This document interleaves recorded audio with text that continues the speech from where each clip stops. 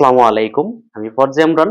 এই ভিডিওতে আমি তোমাদের সাথে আলোচনা করব গণিত বইয়ের অধ্যায় ১৬ র গুরুত্বপূর্ণ একটি সাজেশন নিয়ে। ঠিক আছে? তো আমি তোমাদেরকে এই ভিডিওতে মানে হচ্ছে গিয়ে ১৬ যে অধ্যায়টা আছে পরিমিতি, এটা অনেক বড় একটা অধ্যায়। হ্যাঁ? এখান থেকে তোমরা অনেকেই আছে যে কয়টা অঙ্ক করবা, কোন অঙ্কগুলো করলে পরীক্ষায় আসতে পারো, অনেকেই কনফিউজ থাকো। তো আমি তোমাদের এই কনফিউজ গুলো ভেঙে দেব। ঠিক আছে? যদি এখান থেকে মাত্র ৫ টা সৃজনশীল প্রশ্ন ভালো করে করো তাহলে এই ৫ টা টাইপের প্রশ্নই তোমরা পাইবা। এর বাহিরে তেমন প্রশ্ন তোমরা পাওয়ার সম্ভাবনা কম, কিন্তু এগুলাই বেশি পাইবা। তোমরা মনোযোগ দিয়ে আমার এই ভিডিওটা দেখো বিস্তারিত। যেখানে কি, কি আমি তোমাদের জন্য রাখছি। ১৬.১ থেকে ১৬.৪ এখানে মোট ৪ টা অনুশীলনী আছে। ৪ টা অনুশীলনী মানে অনেক বড় তো। তো তোমরা কোনটা করবা, কোনটা বাদ দিবা জানো না অনেকেই। এই অল্প সময়ে তোমরা যে এখানে আমি ৫ টা সৃজনশীল প্রশ্ন রাখছি, এই ৫ টা সৃজনশীল প্রশ্ন যদি তোমরা কেউ ভালো করে করতে পারো, তাহলে তোমাদের আর এই অধ্যায় থেকে এর বাহিরে কোনো কিছু করা লাগবে না। কারণ এখানেই সব কয়টা অঙ্কের প্যাটার্নই দেওয়া আছে। ঠিক আছে? তো দেখো এখানে কি, কি আছে। আমি এখানে রাখছি Dhaka board ২০২৪, Dinajpur board ২০২৪, Dhaka board ২০২৩, Jessore board ২০২২ এবং সিলেট বোর্ড ২০২২। এই হচ্ছে মোট ৫ টা বোর্ড প্রশ্ন। এই ৫ টা প্রশ্ন দেইখা তোমরা কিন্তু এই টাইপের অঙ্ক পাইবা। মনে রেখো, হুবহু অঙ্ক পাইবা না। হ্যাঁ? তোমরা হচ্ছে এই টাইপের প্রশ্ন পাইতে পারো। এখন দেখো এই ৫ টা টাইপের ভিতরে কি, কি প্রশ্ন আছে, আমরা এগুলো একটু আলোচনা করি। ঠিক আছে? তো এখানে হচ্ছে দেখো আমি ত্রিভুজের যে ক্ষেত্রফল, ত্রিভুজের ক্ষেত্রফলটা পাইতে পারো। কেমন থাকতে পারে? যে একটা ত্রিভুজের ৩ টা বাহুর দৈর্ঘ্য দেওয়া আছে, ত্রিভুজটির ক্ষেত্রফল বের করো। এমন থাকতে পারে।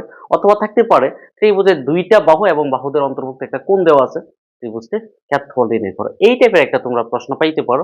অথবা হচ্ছে তোমার থাকতে পারে সমদ্বিবাহু ত্রিভুজের ২ টা বাহু ভূমি আর হচ্ছে সমান, সমান বাহুর দৈর্ঘ্য দেওয়া আছে, ত্রিভুজটির ক্ষেত্রফল বের করো। এই টাইপের প্রশ্ন তোমরা পাইতে পারো। ঠিক আছে? আরেকটা হচ্ছে সমবাহু ত্রিভুজ। অনেক ইম্পোর্টেন্ট এই প্রশ্নটা। এটা তোমরা পাইতে পারো। সম্ভবত ঢাকা বোর্ডে পাইবা এবং দিনাজপুর বোর্ডেও পাইবা এই প্রশ্নটা। ২ টা বোর্ডে এই প্রশ্নটা আছে। তো এই প্রশ্নটা হচ্ছে একটা সমবাহু ত্রিভুজের প্রত্যেক বাহুর দৈর্ঘ্য ১ মিটার অথবা ২ মিটার বাড়ালে তার ক্ষেত্রফল 3√3 বেড়ে যায়, অথবা হ্রাস করলে হ্রাস পাই।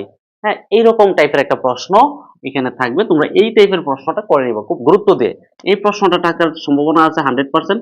তোমরা গুরুত্ব সহকারে এই প্রশ্নটাকে দেখবা।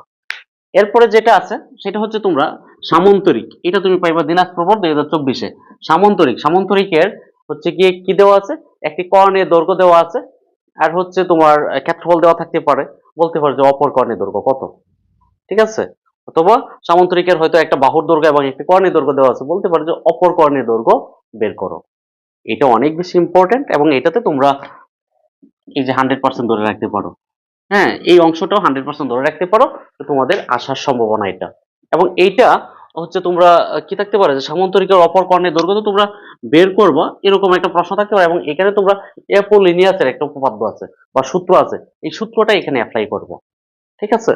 কেউ যদি ওইটা বুঝতে অসুবিধা হয়, দেখবা যে আমার চ্যানেলে পরিমিতিতে দেখবা এই টাইপের অঙ্ক করা আছে, তোমরা গিয়ে খুঁজে বের করে নিবে।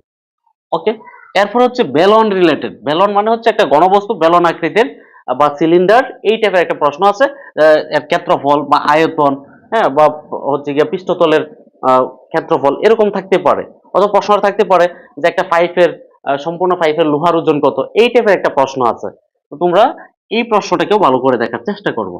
প্রত্যেকটা এই টাইপের যে প্রত্যেকটা টাইপের প্রশ্ন তোমরা দেখার চেষ্টা করবো ভালো করে। এরপরে আরেকটা টপিক হচ্ছে ট্রাপিজিয়াম। এইটাকেও আমরা অনেকবার পাইছি। হ্যাঁ, তোমরা অনেকবার বিভিন্নভাবে প্রশ্নটা ঘুরায় পেঁচায় থাকে।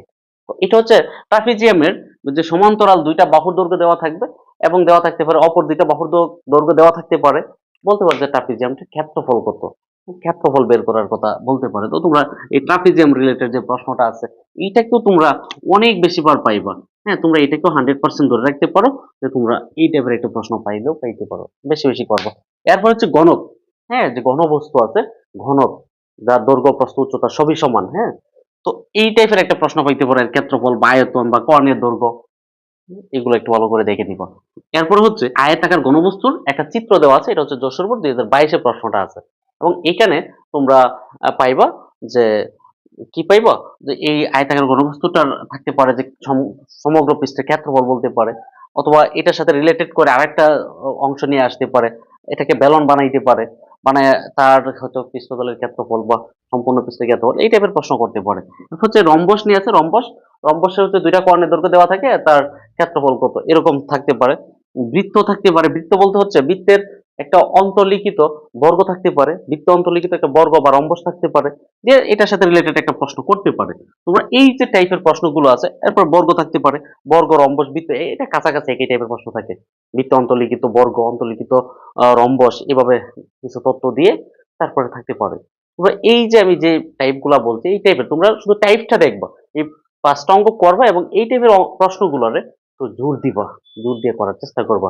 যদি এই কয়টা করো, ইনশাল্লাহ তোমরা পরীক্ষায় কমন পাইবা এবং তোমরা ভালো কিছু করতে পারবো। এবং এই অধ্যায়টা অনেক বেশি ইম্পর্টেন্ট, এখান থেকে প্রশ্ন থাকবেই থাকবে। এই অধ্যায় 16 পরিমিতি, এবং এখান থেকে এমসিকিউ তোমরা 4 থেকে 5টা এমসিকিউ পাইবা। তো বেশি পরিমাণ এমসিকিউ আর কোনো অধ্যায় থেকে তোমরা পাইবা না, এখান থেকে যে পরিমাণ থাকে। তো তোমরা এটা মনে রেখে এই অধ্যায়টিকে গুরুত্ব সহকারে একটু পড়ার চেষ্টা করো। ঠিক আছে, ধন্যবাদ তোমাদের সবাইকে। ভালো থেকো সবাই, সবার জন্য শুভকামনা।